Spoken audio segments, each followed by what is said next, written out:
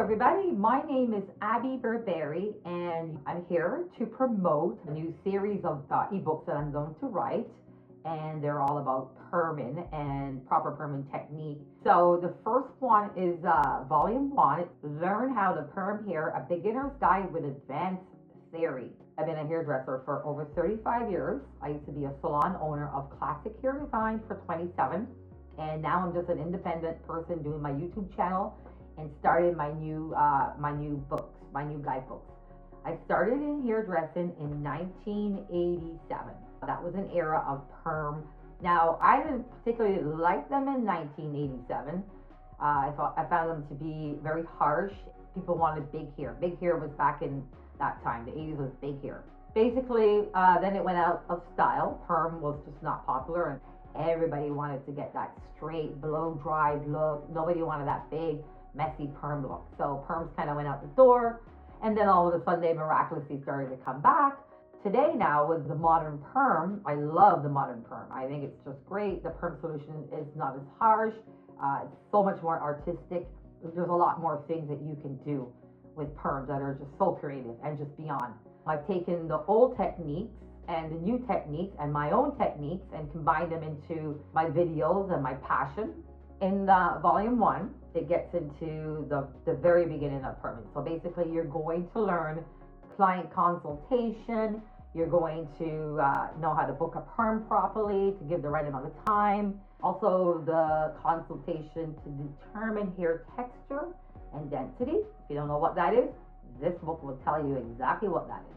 We're going to go into red flags, what to look for with people that you should not be perming. Lots of people do lots of things to their hair, colors, highlights, and then they don't like them. They cover them over, and then they kind of forget that they have highlights and all sorts of chemical treatments on their hair, and you go to perm hair like that, it's disastrous. I get into the red flags, what to look for, how you can tell if that person's hair has been heavily chemically treated, not to perm it, just to tell that client in a nice way to bye-bye. Then we go into important details about hair porosity. Very, very important, guys, especially with perming. Not everybody has the same hair porosity, right? So we'll get into that. The Perm Solution, timing, how long a perm stays on. Yeah. And then we get into Perm Rods. We're going to start with the cold wave Perm Rods. There's so many different Perm Rods. And then we get into the fundamental rules for creating curls. This is huge. A lot of people don't know this, and another reason why perms don't turn out. Then we get into the amount of hair to roll on a perm rod. There's different amounts that give you different looks. I show you the difference so you get to see the actual finish. Small section of rolled hair to a large section of rolled hair. Then we get into old wives' tale. I love this one. Should we cut the hair before or after? Because a lot of people think if you cut the hair after, you're going to cut the curls off. Well, I get you a little bit more detail about that in here. Then we show you the diagrams of both of the perm wraps, just 5 sections, very easy. And then we go into proper wrapping techniques. That's another important factor. This is very detailed things that most perm techs should know. There's also a video in there, a very short video that you can access from the book, because one's going to be angled and one goes down. And then to talk about Perm Solution, that is a big one. So I've made it very simplified. I wanted this to be easy so that it gets into your head. And once it's in there, you'll be surprised. It's there and you'll start to see how things work. We go into the cold wave perm. We talk about acid and alkaline.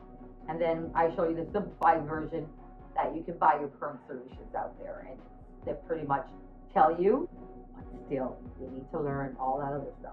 Then we talk about the traditional pH scale. I think it's a big important thing to learn when it comes to perming hair. Then we go really into detail about hair porosity, pH, and Perm Solution. That is really important. Then it goes into how to properly apply Perm Solution. There is a proper way, believe it.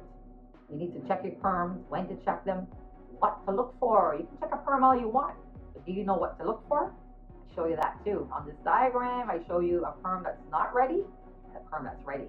And you get to see the difference when I show you how to do those checkpoints in this book.